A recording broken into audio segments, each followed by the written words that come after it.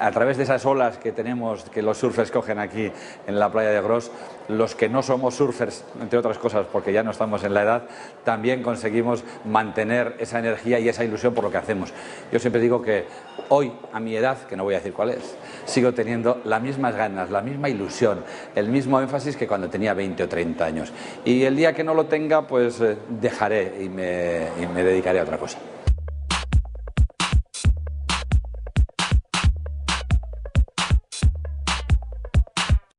Durante ese tiempo que anduve de la Ceca a la Meca, en un principio, cuando todavía era un chavalín, alguien me llamó para ir a trabajar a un sitio que se iba a inaugurar, que iba a ser interesante más o menos, y yo no quise porque quería hacer mi vida, quería hacer mi tour, quería aprender todavía y ver lo que hacían otros.